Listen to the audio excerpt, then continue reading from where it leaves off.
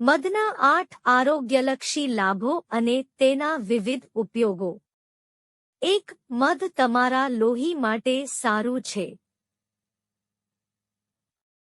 તમે તેને કેવી રીતે ઉપયોગમાં લો છો તેના આધારે મધ શરીરને અલગ અલગ રીતે પ્રભાવિત કરે છે।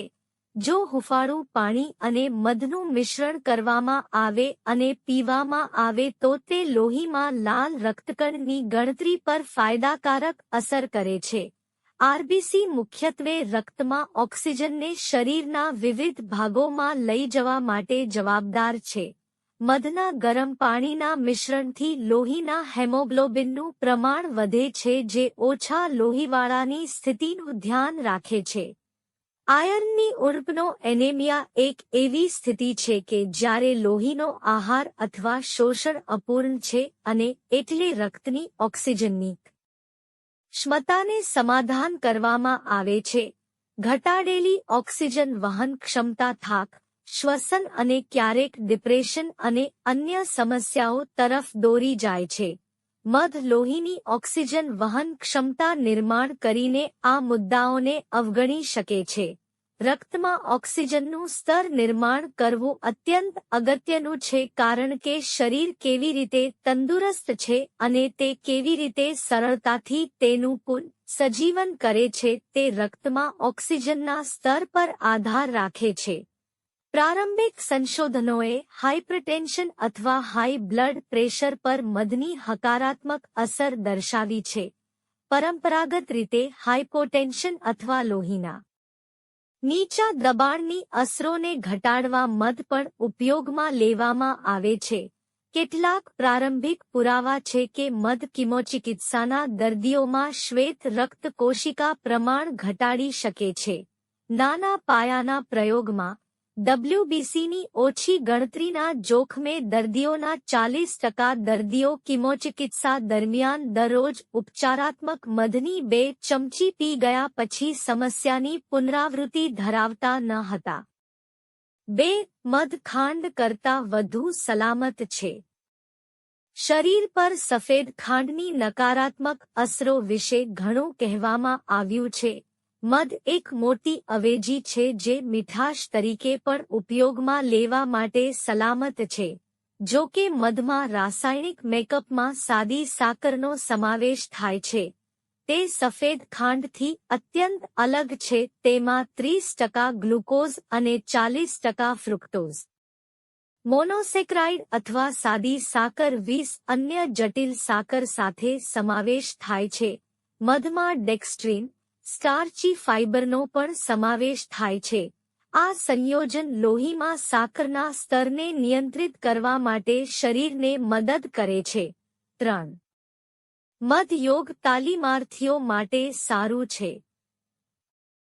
યોગની તાલીમ લે છે તેઓ માટે મધનો વપરાશ રક્ત રસાયણશાસ્ત્રમાં સંતુલન લાવે છે અને ખાસ ભલામણ કરે છે।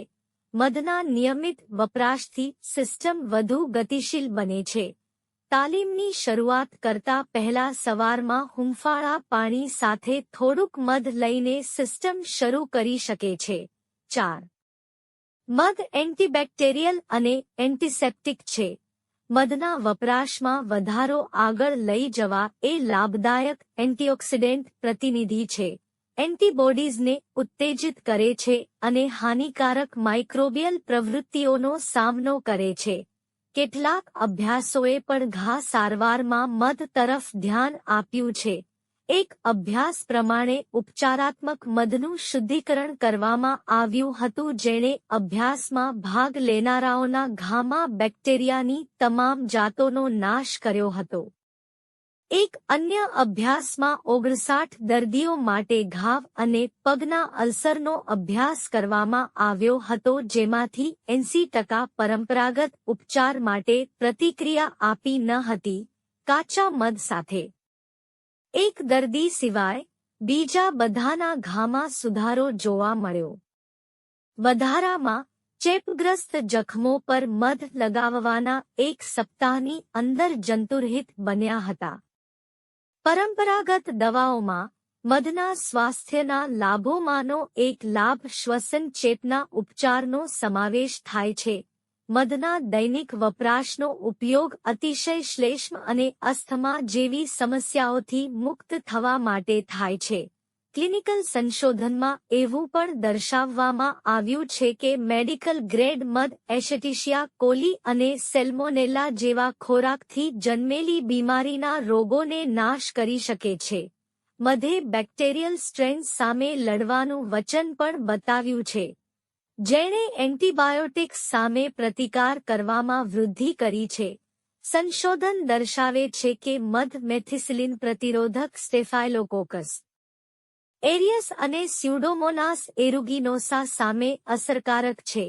મધ ઘણા સ્તરો પર ચેપનો સામનો કરે છે, જેનાથી જીવાણુઓને તેના માટે પ્રતિકાર વિકસાવવો મુશ્કેલ બને છે.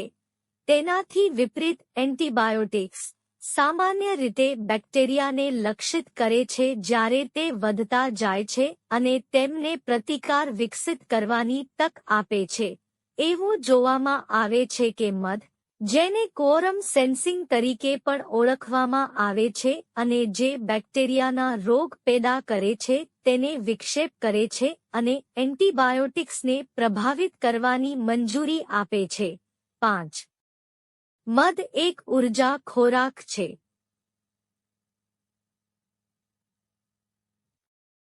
પારંપારિક દવામાં મધના મહત્વના ઉપયોગોમાંની એક તાત્કાલિક ઉર્જા વધારનારની છે. ઉપર સૂચવ્યા મુજબ, મધમાં વિવિધ પ્રકારના ખાંડના પરમાણુઓ, ખાસ કરીને ગ્લુકોઝ અને ફ્રુક્ટોઝનો સમાવેશ થાય છે. જો કે, સફેદ ખાંડની વિપરીત, જ્યાં ફ્રુક્ટોઝ અને ગ્લુકોઝને સુક્રોઝ તરીકે જોડવામાં આવે છે અને પાચન પ્રક્રિયામાં વધારાના પગલાંની જરૂર પડે છે, મધમાં આ બે સાકર અલગ છે. આમ ગ્લુકોઝ ત્વરિત ઉર્જા સ્ત્રોત તરીકે કાર્ય કરે છે. યુનાઇટેડ સ્ટેટ્સ નેશનલ હની બોર્ડ મધના વપરાશની ભલામણ કરે છે કારણ કે તેમાં ઘણી માત્રામાં વિટામિન અને ખનિજોનો સમાવેશ થાય છે. આમાંની એક યાદી છે: niacin, riboflavin, pantothenic acid, calcium, copper, iron, magnesium, manganese, phosphorus, potassium અને જસત. 6. મધ પાચનમાં મદદ કરે છે. મધ કબજિયાત, પેટનું ફૂલવું અને ગેસ ઘટાડવામાં મદદ કરે છે અને તે હળવા ઝાડા કરાવતું હોવાથી તેનો આભાર. મધ પ્રોબાયોટિક અથવા મૈત્રીપૂર્ણ બેક્ટેરિયા જેવી કે બિફિડો બેક્ટેરિયા અને લેક્ટોબેસિલી છે, જે પાચનમાં સહાય કરે છે, રોગપ્રતિકારક તંત્રના સ્વાસ્થ્યને પ્રોત્સાહન આપે છે અને એલર્જી ઘટાડે છે. ટેબલ શુગરના સ્થાને મધનો ઉપયોગ કરીને ફંગી દ્વારા ઉત્પાદિત થયેલા માઇકોટોક્સિન્સના આંતરડામાં ઝેરી અસરો ઘટાડવામાં આવી છે. 7. મધ ત્વચા અને ખોપરી ઉપરની ચામડીના ચેપનો સામનો કરે છે. ત્વચા અને ખોપરી ઉપરની ચામડી પર મધના ઘણા સ્વાસ્થ્ય લાભો પણ છે.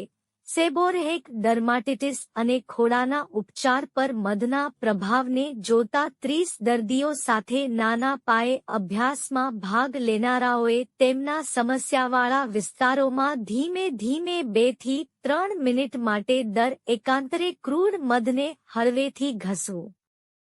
હુંફાળા પાણીથી ધોયા પહેલા મધને 3 કલાક માટે છોડી દેવામાં આવ્યું હતું. બધા દર્દીઓએ સારવારમાં સુધારો બતાવ્યો. ખંજવાળને રાહત મળી હતી અને 1 અઠવાડિયામાં ભીંગડા અદૃશ્ય થયા, જ્યારે જખમ 2 અઠવાડિયામાં અદૃશ્ય થઈ ગયા. દર્દીઓના વાળના નુકસાનની પરિસ્થિતિ પણ સુધરી. વધારામાં, જે દર્દીઓએ અઠવાડિયામાં 1 વાર મધ લગાવીને 6 મહિના સુધી સારવાર ચાલુ રાખી હતી, તેઓ ફરી રિલેપ્સથી પીડાતા નહોતા. 8. મધ બાળકોને સારી ઊંઘમાં મદદ કરે છે. કેટલાક અભ્યાસોના પ્રારંભિક પરિણામો દર્શાવે છે કે મધ બાળકોમાં ઊંઘની ગુણવત્તાને સુધારી શકે છે. માતાપિતાના મંતવ્યોના આધારે, અભ્યાસોએ તારણ કાઢ્યું હતું કે રાત્રિ દરમિયાન મધ લેવાથી બાળકોમાં કફમાં ઘટાડો થયો હતો અને તેમને સારી રીતે ઊંઘમાં મદદ થઈ હતી.